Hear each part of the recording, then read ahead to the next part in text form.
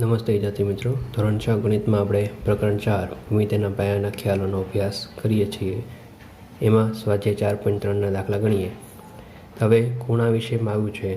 તો ખૂણો એટલે કે બે કિરણ છે, એક ઉદ્ભવ બિંદુ, આ ઉદ્ભવ બિંદુ કહેવાય. અહીંથી એક કિરણ આમ ગયું, એક કિરણ આમ જાય છે. તો બે કિરણ એક ઉદ્ભવ બિંદુમાંથી નીકળે અને બે વચ્ચે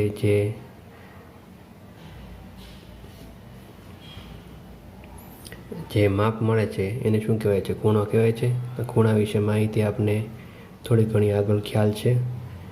તો હવે આપણે આમાં જે આકૃતિ આપી છે એમાંથી આપણે એવી રીતે ખૂણા બનતા હોય ખૂણા લખવાના છે. હવે આકૃતિ છે એમાં 4 ખૂણા છે, A, B, C અને D. તો કુલ 4 ખૂણા છે. ખૂણા લખવા માટે આપણે ખબર છે 3 અક્ષર આવે. તો આપણે અહીંયા પહેલો ખૂણો લખીએ તો કે A, B અને C, એટલે આ ખૂણો આવશે. તો ખૂણો A, B, C. પછી આના અથવામાં શું લખી શકાય? અથવા ખાલી લખવો હોય તો ખૂણો B પણ લખી શકાય. પછી છે બીજો ખૂણો તો કે B, C, D, એટલે C ખૂણો આવ્યો. ખૂણો B, C, D અથવા વચ્ચેનો ખૂણો કયો છે? C, તો અહીંયા લખી શકાય અથવા ખૂણો C. ત્રીજું છે તો કે C, D, A, તો ખૂણો C, D, A અથવા ખૂણો વચ્ચેનો કયો છે તો કે D, તો ખૂણો D. ચોથું લખીએ તો કયું વિધું? ખાલી A વિધું. તો D, A, B પણ લખી શકાય, B, A, D પણ લખી શકાય. અહીંયા આપણે લખીએ D, A, B અથવા ખૂણો A. હવે જે 3 અક્ષરના ખૂણા છે એમાં આગળ પાછળના અક્ષર છે ફેરવી શકાય, વચ્ચેનો અક્ષર ફેરવવાનો નથી.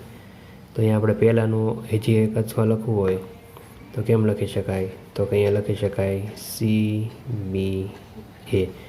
તો પહેલો અને છેલ્લો અક્ષર બદલો નાખો, વચ્ચેનો અક્ષર આમનું રાખો તો પણ આ ખૂણો B જ કહેવાય. બરાબર? તેવી રીતે આપણે આ 4 ખૂણા છે એ આકૃતિ ઉપરથી મળે છે, આની સિવાયના ખૂણા મળતા નથી.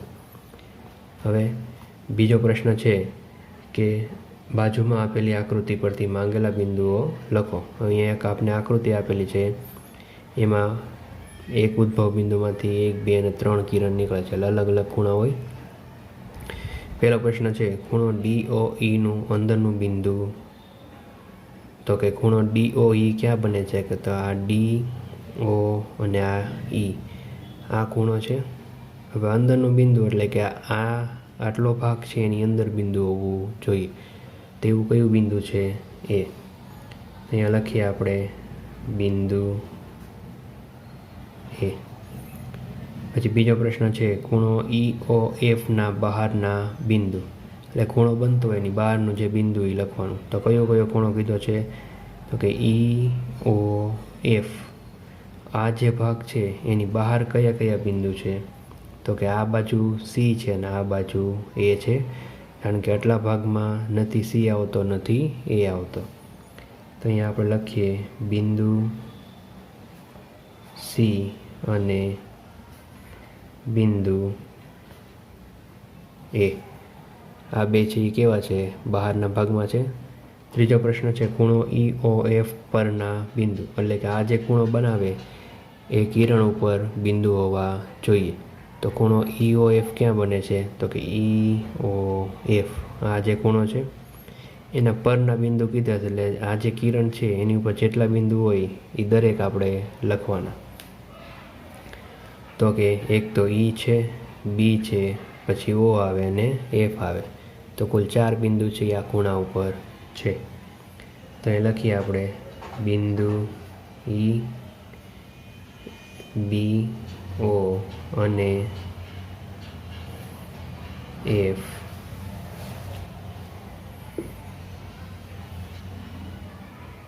આ 4 બિંદુ છે એ ખૂણા EOF પરના છે. ત્રીજો પ્રશ્ન આપ્યો છે નીચેની પરિસ્થિતિ દર્શાવતી બે ખૂણાઓની કાચી આકૃતિ દોર. તો આપણે કાચી આકૃતિ દોરવાની છે, એમાં ખાલી આપણે બે ખૂણા છે એ જ દર્શાવવાના છે. બરાબર. તો બે ખૂણા દર્શાવતી આપણે કાચી આકૃતિ દોરવાની છે. પહેલો પ્રશ્ન છે, બંનેમાં એક સામાન્ય બિંદુ હોય. એટલે બે ખૂણા એવા દોરવાના કે જેમાં એક સામાન્ય બિંદુ હોય. તેવા આપણે આગળ તો જોઈ ગયા છીએ. અહીંયા છે જેમાં એક બિંદુ સામાન્ય હોય એવા બે ખૂણા આપણે દોરી શકીએ. તો આવી આકૃતિ આવશે. તો આપણે એ આકૃતિ દોરીએ.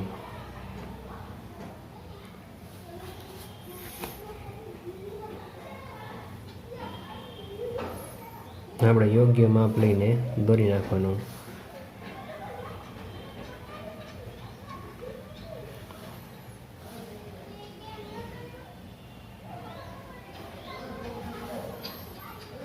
બધાને અહીંયા કિરણ દર્શાવી દેવાના.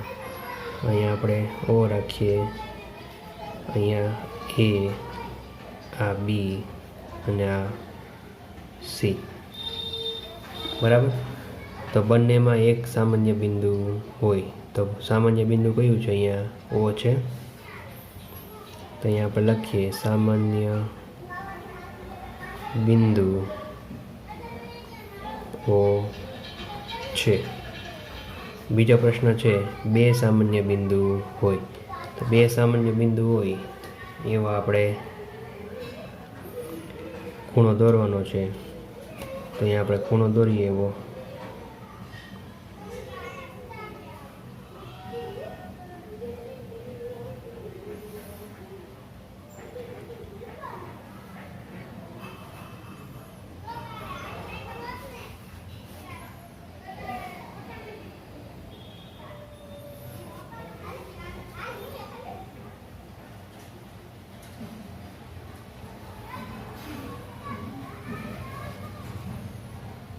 અહીંયા આપણી પાસે કેટલા કિરણ થઈ ગયા?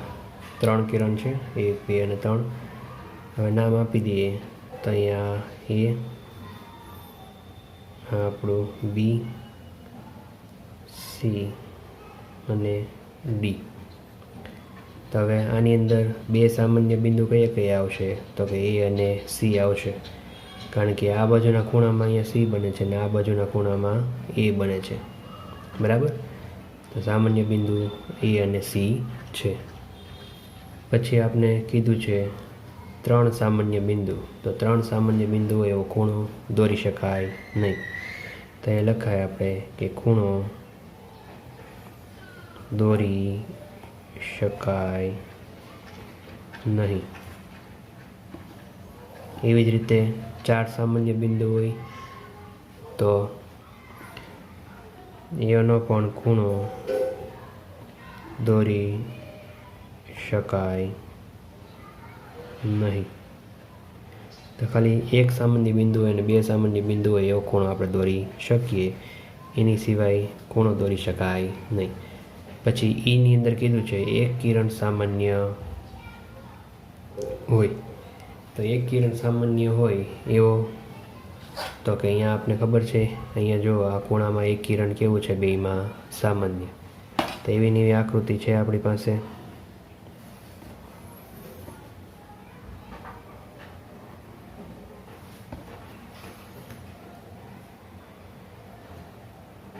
તો પહેલાં કરતાં થોડીક અલગ આકૃતિ આપણે દોરીએ. અહીંયા આપણી પાસે કુલ 3 કિરણ, ઉદ્ભવ બિંદુ ઓ, આ એ, આ બી અને આ સી. એમાં સામાન્ય કિરણ કયું છે? ઓ બી. તો એ લખીએ સામાન્ય કિરણ ઓ બી છે. બરાબર. તો આવી રીતે આપણે કાચી આકૃતિ દોરવાની હતી. હવે સ્વાધ્યાય 4.4ના દાખલા ગણીએ. પહેલો પ્રશ્ન છે, ત્રિકોણ એબીસીની કાચી આકૃતિ દોરો. બિંદુ પીને તેના અંદરના ભાગમાં અને બિંદુ ક્યુને તેના બહારના ભાગમાં દર્શાવો. શું બિંદુ એ તેના અંદરના કે બહારના ભાગમાં છે? તો પહેલાં આપણે ત્રિકોણ એબીસીની એક કાચી આકૃતિ દોરવાની છે. હવે ત્રિકોણ દોરતા આપણે બધાને આવડે. તો આપણે એક યોગ્ય માપનો ત્રિકોણ છે દોરીએ.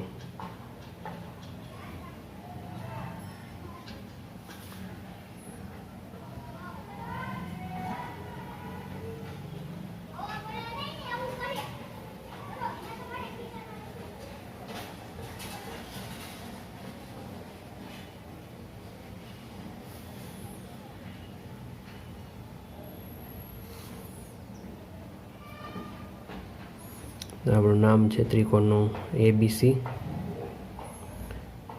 હવે આપણે શું કીધું છે કે પી બિંદુ છે એ ક્યાં રાખવાનું છે? અંદરના ભાગમાં. તો આ ત્રિકોણનો અંદરનો ભાગ કહેવાય. અહીંયા આપણે ગમે ત્યાં બિંદુ પી આપી દઈએ એટલે પી બિંદુ છે એ અંદરના ભાગમાં આવ્યું, અને ક્યુ બિંદુ છે એ બહારના ભાગમાં. તો આ અંદરના ભાગ એટલે કે આ જે બાકીનો ભાગ વિધો છે એ કેવો કહેવાય? બહારનો. તો અહીંયા આપણે બિંદુ ક્યુ નામ આપીએ. તો આપણી આ ત્રિકોણ એબીસીની કાચી આકૃતિ થઈ ગઈ. હવે આપણે અહીંયા શું પ્રશ્ન પૂછ્યો છે કે પી બિંદુ અંદરના ભાગમાં, ક્યુ બિંદુ બહારના ભાગમાં દર્શાવ્યું આપણે. શું બિંદુ એ તેના અંદરના કે બહારના ભાગમાં છે? એટલે કે આ ABC છે એમાં આપણે એ બિંદુ વિશે પૂછ્યું છે કે એના અંદરના ભાગમાં છે કે બહારના ભાગમાં. તો અહીંયા આપણે લખીએ, અહીં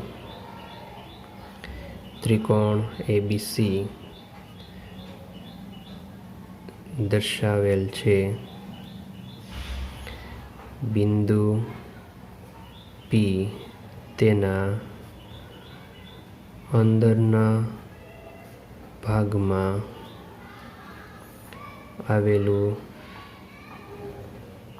છે તથા બિંદુ Q તેના બહારના ભાગમાં આવેલું છે. હવે આપણે જે પ્રશ્ન પૂછ્યો છે એનો જવાબ આપીએ કે બિંદુ એ છે એ અંદર છે કે બહાર. તો અહીંયા આપણે લખીએ, બિંદુ એ ત્રિકોણ એબીસીનું શિરોબિંદુ છે. તેથી બિંદુ એ ત્રિકોણના અંદરના ભાગમાં કે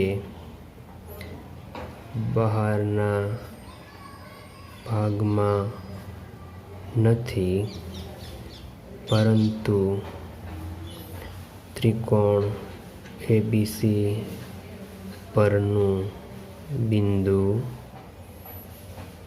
છે. બરાબર. તો ત્રિકોણ એટલે કે આ જે રેખા છે એની ઉપર જે પણ બિંદુ હોય એ ત્રિકોણ પરનું બિંદુ કહેવાય. એટલે એ છે, બી છે અને સી છે એ ત્રિકોણ ઉપરનું બિંદુ કહેવાય, અંદરનું કે બહારનું બિંદુ કહેવાશે નહીં. હવે પ્રશ્ન 2માં કીધું છે, નીચે દોરેલી આકૃતિ પરથી આપેલ પ્રશ્નનો જવાબ લખો. હવે આપણે અહીંયા આકૃતિ આપેલી છે, એમાં 1, 2 અને કુલ 3 ત્રિકોણ બને છે. પછી તો કે આપણે આના ઉપરથી જવાબ છે એ દેવાના છે. તો મુખ્ય ત્રિકોણ એબીસી છે, આ એડી છે એ ત્રિકોણનો ભાગ પાડે છે. પહેલો પ્રશ્ન છે, કોઈ પણ 3 ત્રિકોણના નામ લખો. તો અહીંયા આપણે જે પણ 3 ત્રિકોણ દેખાય એના નામ લખીએ. તો પહેલો ત્રિકોણ લખીએ ત્રિકોણ એબીસી. પછી ત્રિકોણ દેખાય છે આપણે ABD એટલે આ ભાગ, અહીંયા લખીએ ત્રિકોણ ABD. ત્રીજો ત્રિકોણ દેખાય છે ત્રિકોણ ACD એટલે આ ભાગ, તો ત્રિકોણ ACD. તો 3 ત્રિકોણના નામ કીધા તે આપણે લખી દીધા. બીજો પ્રશ્ન છે, 7 ખૂણાના નામ લખો. તો આની અંદરથી આપણે 7 ખૂણા છે એ લખવાના છે. તો પહેલાં તો આપણે ABCD 4 ખૂણા મળી જશે. તો અહીંયા લખીએ પહેલો ખૂણો તો કે ખૂણો A, બીજો ખૂણો B, ત્રીજો ખૂણો આવશે ખૂણો C, ચોથો ખૂણો આવશે ખૂણો D. હવે 5મો ખૂણો છે એ આપણે કયો લખશું?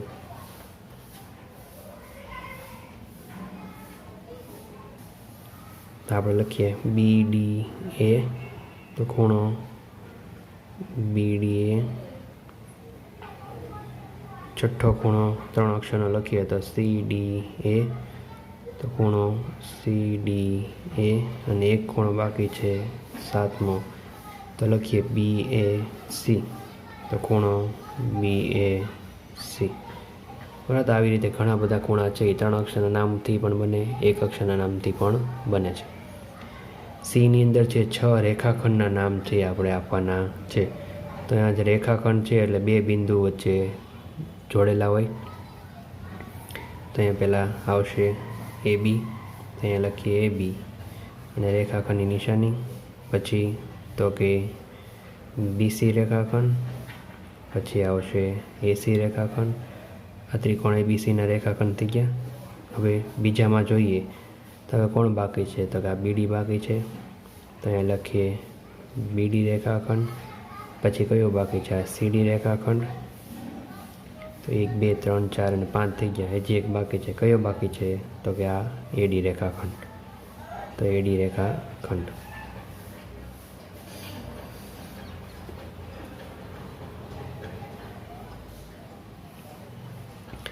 પછી ડીની અંદર પ્રશ્ન છે કે આ 2 ત્રિકોણમાં B સામાન્ય છે. હવે એવા 2 ત્રિકોણ લખવાના છે કે એમાં B બિંદુ છે એ કેવું આવવું જોઈએ, સામાન્ય. તો જો ત્રિકોણ ABCમાં B આવે છે, ત્રિકોણ ABDમાં પણ B આવે છે, ACDમાં B આવતો નથી, એટલે આ ભાગમાં નથી.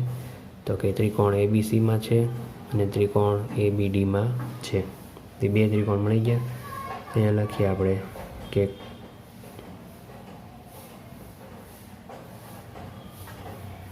B એ ત્રિકોણ ABC અને ત્રિકોણ ABDમાં સામાન્ય છે. બરાબર. તો B ABC અને ABDમાં સામાન્ય છે. તો આવી રીતે પ્રશ્નના જવાબ છે લખવાના આવશે.